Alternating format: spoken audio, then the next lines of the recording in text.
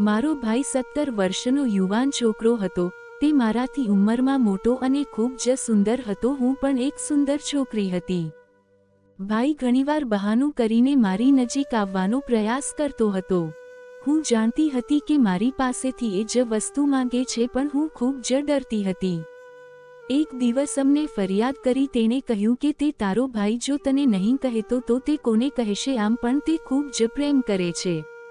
માતાની આ વાતોને એ મને આશ્ચર્ય કરી દીધી। એવો વળી ભાઈ બહેનનો કેવો પ્રેમ કહેવાય, જેમાં એક ભાઈ તેની યુવાન બહેન પર ગંદી નજર નાખે।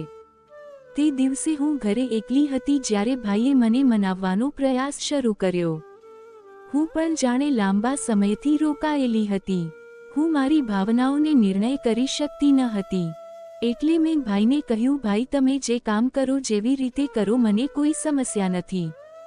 હું ભાઈને એક બાળક સમજી લાલચ આપી રહી હતી, પરંતુ તે સમયે મારા હોશ ઉડી ગયા।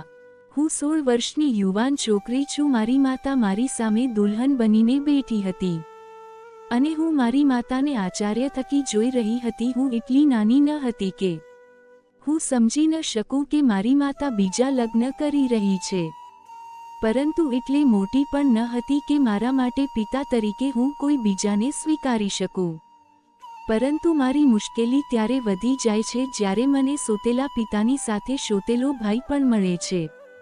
જ્યારે મારી માતા તેના નવા ઘરે જવા લાગી હતી ત્યારે તે મને તેની સાથે લઈ ગઈ। માં ઘરે પહોંચી તો એક છોકરો આવ્યો અને માતાને સલામ કર્યું। માતાએ પ્રેમથી તેને તરફ જોયું અને પછી મારી તરફ જોયું અને કહેવાનું શરૂ કર્યું, પ્રિયા, આ તારો ભાઈ મોહન છે। આજથી તું પ્રેમ મોહબ્બત સાથે તારા ભાઈ સાથે રહેજે। માની વાત સાંભળી હું આશ્ચર્યચકિત થઈ ગઈને વિચાર્યું, મારો મોટો ભાઈ ક્યાંથી આવ્યો? અને પછી હું સમજી ગઈ કે મારા સોતેલા પિતાનો પુત્ર છે, જેને માતાએ મારા મોટા ભાઈની જગ્યા આપી છે। મારો ભાઈ મારો માથાથી પગ સુધી વિચિત્ર નજરે મને જોઈ રહ્યો હતો। મને તેનું આવી નજરથી જોવાનું પસંદ આવ્યું નહીં। માતાએ મને મારા રૂમમાં છોડી દીધી અને કહેવા લાગી, આજથી આ તારો રૂમ છે, તને હું તારા પિતા સાથે બીજા રૂમમાં જવું છું। જો તને કાંઈ પણ વસ્તુની જરૂર હોય તો તે તારે અવાજ કરવો। બીજા પિતાની વાત સાંભળી મારી આંખમાંથી આંસુ આવી ગયા હતા। ફક્ત થોડા જ મહિનામાં દરેક સંબંધો બદલાઈ ગયા હતા। માતા મારા સોતેલા પિતા સાથે તેના રૂમમાં ચાલી ગઈ। થોડા સમય પછી મને તરસ લાગી। મેં જોયું તો રૂમમાં પાણી ન હતું। મેં મારી માતાને અવાજ આપ્યો, પરંતુ માતાએ મારો જવાબ સાંભળ્યો નહીં। જ્યારે પાણીની તરસ વધવા લાગી ત્યારે હું જાતે રૂમમાંથી બહાર આવી। આ ઘર મારા માટે એકદમ નવું હતું, તેથી હું એ ઘરમાં રસોડું શોધી રહી હતી। અચાનક હું કોઈ સાથે ટકરાણી। એને કોઈ હાથથી મારો મોં દબાવ્યું। પછી કોઈ મારા કાનની નજીક આવ્યું અને ધીરે ધીરે કહેવાનું શરૂ કર્યું, અવાજ ના કર માતા અને પિતા પરેશાન થશે। મારા શ્વાસ બંધ થવા લાગ્યો હતો અને મેં તેનો અવાજથી ઓળખી કાઢી કે મારો તો સોતેલો ભાઈ મોહન છે। મારું હૃદય જોર જોરથી ધબકવા લાગ્યું। જ્યારે મેં તેને છોડવાનો પ્રયાસ કર્યો ત્યારે તે ધીમે ધીમે મેં છોડી દીધી અને કહેવાનું શરૂ કર્યું, તું આટલી રાત્રે કેમ રૂમમાંથી બહાર નીકળીશું? મેં ગભરાઈને કહ્યું કે મારા રૂમમાં પાણી નહોતું, મારે પાણી જોઈએ છે। તો તે જાતે મારો હાથ પકડી અને રસોડામાં લઈ ગયો અને મારા હાથમાં એક ગ્લાસ પાણી આપ્યું અને એવું લાગતું હતું કે તે મને ખાઈ જશે। ભરપૂર યુવાન હતો, જ્યારે ત્યારે હું માત્ર 16 વર્ષની હતી। તેની આંખો એકદમ વિચિત્ર મસ્તી હતી, તેથી જ હું રાતનીના અંધારામાં તેનાથી ડર અનુભવી રહી હતી। મારી નજીક આવ્યો, કહેવા લાગ્યો, રિયલ, તારે મારાથી ડરવાની જરૂર નથી। હવે જો હું તારો ઘણો બધો લાગુ છું। મોહનની વાતે મને ડરાવી દીધી। તેથી વાત મને સમજાવતી હતી। હું નાની હતી, પરંતુ એટલી નહીં કે તેના ઈરાદાને સમજી ના શકું। મેં પાણી લઈને મારા રૂમ તરફ દોડી ગઈ। મારું શરીર ખરાબ રીતે ધ્રુજી રહ્યું હતું। ઘરે પહેલી જ રાત મારા પર ખૂબ જ ભારે થઈ રહી હતી। રૂમમાં હું થોડો સમય બેઠી હતી કે રૂમમાં દરવાજો વાગવા લાગ્યો। મારું હૃદય ધબકવા લાગ્યું। મને ખાતરી છે કે મોહન દરવાજો પર હશે, તેથી મારો દરવાજો ખોલ્યો। ન કોઈ ઈરાદો ન હતો, મારી આંખોમાંથી આંસુ હતા।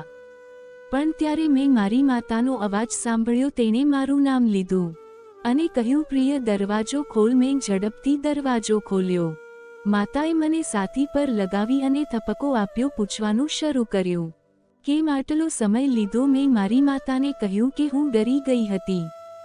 માએ હસતા હસતા કહ્યું, સારું કર્યું, કંઈ વાંધો નહીં. આ ઘરમાં આજે તારી પહેલી રાત છે. મેં મારી માતાને ચહેરા પર એક નજર નાખી. માતાનું તેના બીજા લગ્ન સંપૂર્ણ રીતે ખુશ હતી, પરંતુ મારા સોતેલા ભાઈની હાજરી મને પરેશાન કરી રહી હતી. તે મને મળવા આવી અને મને મળી ચાલી ગઈ. મેં ઝડપથી રૂમનો દરવાજો બંધ કર્યો, પણ હવે આવું દરરોજ થવા લાગ્યું. સાથે જ હું મારા રૂમનો દરવાજો બંધ થઈ જતો અને દરવાજો સારી રીતે બંધ કરી દેતી, કારણ કે મને મોહનથી ડર લાગતો હતો. તેણે આંખો સામે મને આખો દિવસ જોતો. જો હું તેને એકલામાં મળી જાવતો તો તે મારા વખાણ કરતો અને મને યાદ અપાવતો કે હું હવે નાની નથી, મોટી થઈ ગઈ છું. પણ માતાની હાજરીમાં તે એટલું નેક બની જતો કે તેનાથી વધારે કોઈ ન હોઈ શકે. 1 મહિનો સમય માતાના લગ્નમાં પસાર થઈ ગયું હતું અને 1 મહિનામાં માતાએ મને મારા સોતેલા પિતાની સામે બહુ જવા દીધી ન હતી. હું સમજી ગઈ હતી કે મારા સોતેલો પિતા મને અપનાવવા નથી માંગતા અને તેથી જ માતાએ મને તેની આંખોથી દૂર રાખી. બીજા બાજુ મારા સોતેલો ભાઈ મોહન મને ખૂબ જ પરેશાન કરતો અને મારી પાછળ પાછળ ભટકતો. ઘણીવાર મેં મારી માતાને આ કહેવાનો પ્રયાસ કર્યો, પરંતુ માં હંમેશા મને એમ કહી શાંત કરી દેતી કે તું વધુ વિચારે એવું કંઈ નહીં, પરંતુ તે તારો ભાઈ છે, એને તારી સંભાળ રાખવા માંગે છે. જે રીતે માતાએ દરેક વસ્તુને અવગણવાનું શરૂ કર્યું, હું મૌન થઈ ગઈ અને તે ઘરમાં દિવસો પસાર કરવા લાગી. તે બપોરની વાત છે. હું છત સાફ કરવા અગાસી પર ગઈ હતી અને હું મારા કામમાં વ્યસ્ત હતી કે મોહન પાછળથી આવ્યો અને અચાનક એટલો નજીક આવ્યો કે પરંતુ તે મોટેથી હસવા લાગ્યો. હું તરત જ 2 ડગલા પાછળ ફરી અને ગુસ્સામાં કહ્યું, આ શું હરકત છે? મને આ સાંભળ્યા પછી તે અજાણ્યો બનવા લાગ્યો અને કહ્યું, મેં શું કર્યું છે? તું જાણી જોઈ મારી સાથે ટકરાણી છું અને હવે ભોળી બની રહી છું. હું તેને કઈ જવાબ આપતી કામમાં સત પર આવી અને કહેવાનું શરૂ કર્યું કે તું જે કામમાં રોકાયેલી હોય છે તેમ જ રોકાઈ જાય છે. મારી સાથે નીચે ચાલ, હાલ મારે તારું કામ છે. હું માતાને કહેવા માંગતી હતી કે મોહન જાણી જોઈને મારી સાથે કેવી હરકત કરે છે, પરંતુ માતા પાસે મને સાંભળવાનો કોઈ સમય ન હતો. માતાએ મને હાથ પકડી અને નીચે આવી. હું માતાને કહેવા માંગતી હતી કે મોહન મારી ખૂબ જ નજીક આવ્યો છે, પણ માએ મારી અડધી વાત વચમાં કાપી અને કહેવાનું શરૂ કર્યું, ભાઈ છે તારો, તેનું વિશે ફરિયાદ કરવા બેસીશ તો તે તારી ખૂબ જ કાળજી લેશે અને તું નખરા કરે, જો તને થોડો મજાક કરે તો તેની વાત દિલ પર ના લે. સાંભળ્યા પછી મારા જીવ નીકળી ગયો હતો. મોહન સામે કંઈ પણ સાંભળ્યા માંગતી ન હતી. મને ખબર નથી કે તે મોહન પર આટલો વિશ્વાસ હશે. તેના બીજા પતિનું ડર હતો. મોહન મને એકલી જોઈ મારી નજીક આવ્યો તો મને અડવાનો પ્રયાસ કરતો અને તેની વિચિત્ર કિસ્સાઓ કહીને મારો જીવ કાઢી નાખતો. તો હું બરાબર રીતે જાણતી હતી કે તે મારી પાસેથી શું ઈચ્છે છે, કારણ કે ઘણીવાર તેણે મારી સામે પોતાની ઈચ્છાઓ કહી હતી, પરંતુ હું આ વસ્તુ મારી માતાને કહી શકી ન હતી. એટલે તેમને મારા કરતાં તેના સોતેલા પુત્ર પર વિશ્વાસ વધારે હતો. અને કેમ ન હોય, મારો સોતેલો પિતાએ માતાને તેની આંખો પર ફસાવી રાખી હતી અને આ જ કારણે તેના પુત્ર પર માતાને પ્રેમ કરતો. શરૂઆતમાં માતા મારી ફરિયાદ સાંભળ્યા પછી મોહનને કેટલાક પ્રશ્નોના જવાબ કરતી હતી, પરંતુ સમય જતાં માતાને શું થયું, તેણે તેની આંખોને કબૂતરની જેમ બંધ કરી દીધું હતું અને મને મોહન પર છોડી દીધી હતી. માતા એક દિવસ મને છોડી બજાર ગઈ અને મોહન કોલેજથી વહેલી સર પાસો ફર્યો. તેને તો મોકો મળી ગયો, કોઈ ઘરે ન હોતું. પિતા તે મને જોઈને મારી પાસે આવ્યા અને કહેવાનું શરૂ કર્યું, તું ખૂબ જ સુંદર છો, તું ઈસે તો તારી સુંદરતા તને ઉપયોગી થઈ શકે.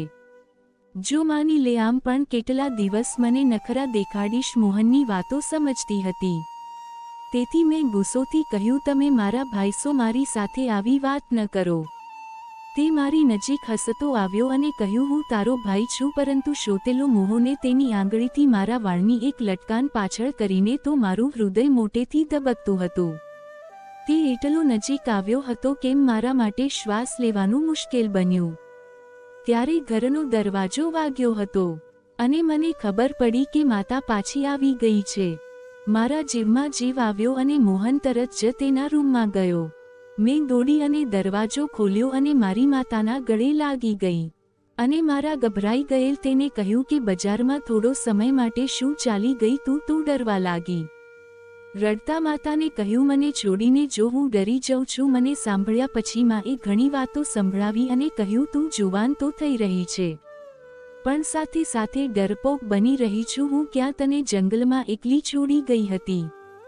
હું માતાને કહી શકું કે આ ઘર જંગલ કરતાં વધુ જોખમી બની ગયું છે. અહીં મારો ભાઈ મારો દુશ્મન બની ગયો છે. માતાના બીજા લગ્ન મારા માટે ભારે પડી ગયા. જો મારા પિતાએ મારી માતાને છૂટાછેડા આપ્યા ન હોત તો આજે હું હળવું જીવન જીવતી હોત.